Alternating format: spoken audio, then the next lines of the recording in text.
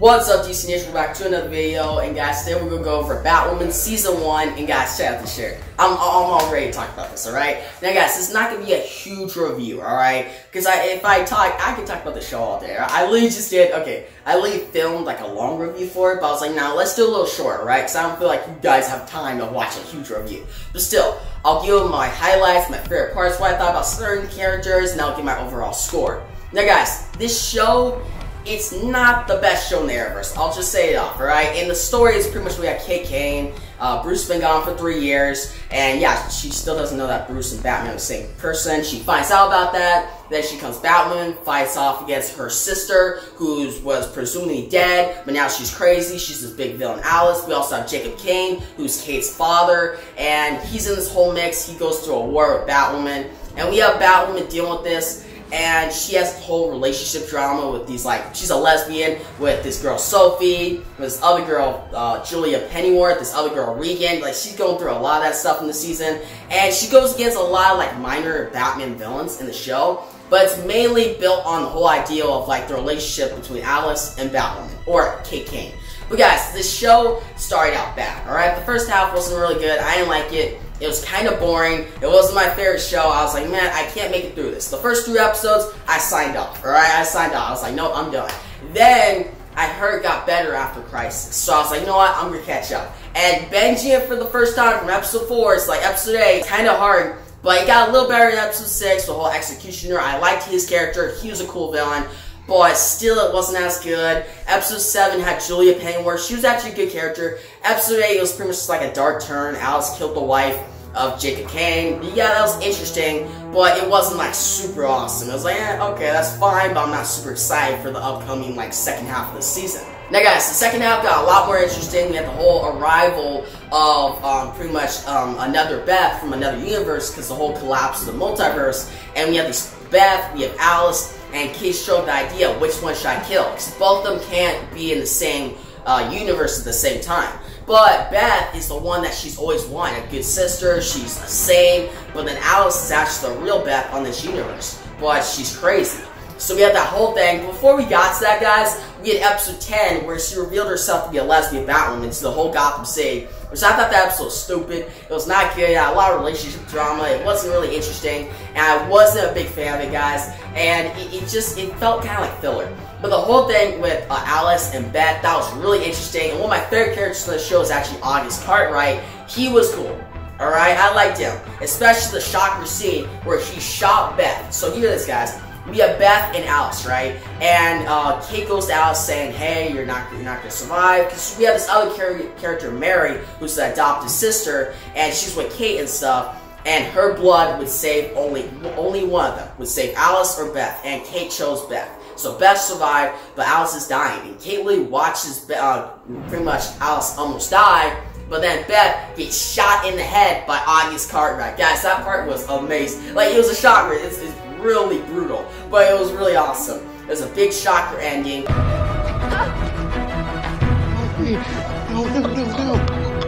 Hey, come on. Hey, no, come on. Wake up, Beth. No, Beth, come on.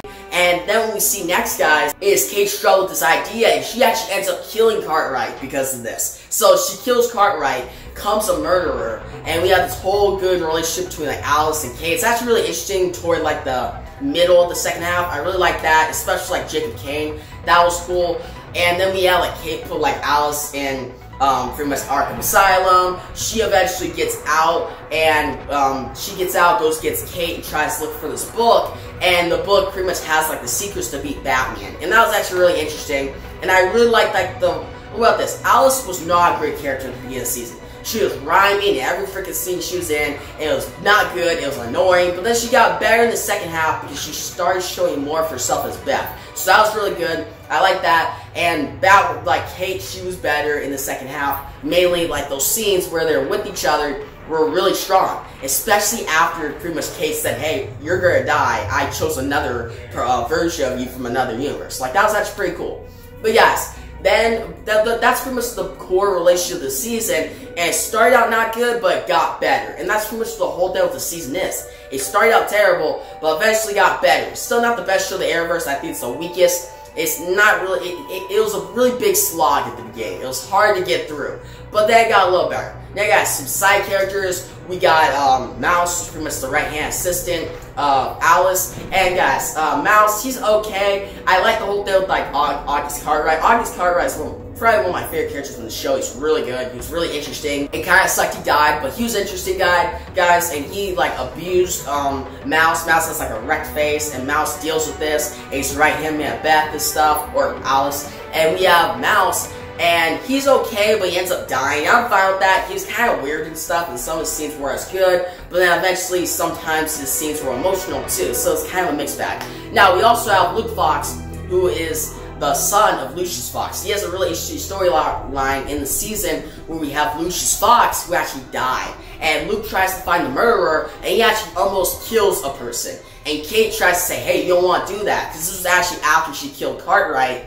And she was like, hey, you don't want to be a killer. It was actually really good. I like the relationship between Kate and Luke Fox. And actually, Luke Fox is probably one of my favorite characters on the show. It's between August Cartwright and Luke Fox.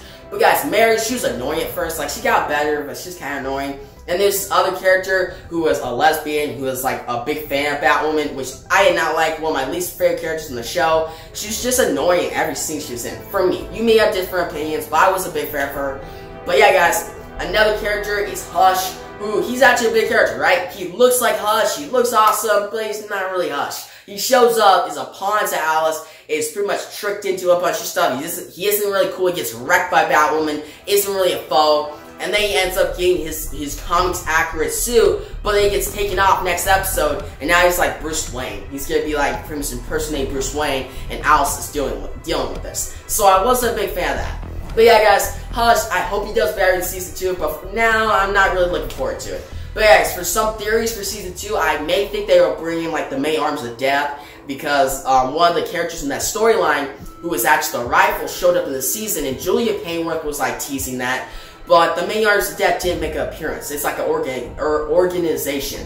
So I hope they show up in Season 2. I think there'll be a better villain than Alice. I hope Alice just wraps up, because she's kind of boring. The thing with the Arrowverse is when you have a villain for a whole season, it kind of gets boring. Like, there's very few villains who can do that. Like, Reverse Flash did it well, Malcolm Merlin did it well, Deathstroke did it well, Damien Dark, but then you can name a bunch of other villains who didn't do it well. So yeah, I hope they maybe take an approach that like Flash Season 6 did, with having like a villain in the first half of the season and then a villain in the second half. But guys, overall this season, it wasn't really great. Like, the first half's a slog, second half it's better. Some of the characters are interesting, but like relationship drama really like bogs it down with the whole thing with Kate and all this lesbian stuff.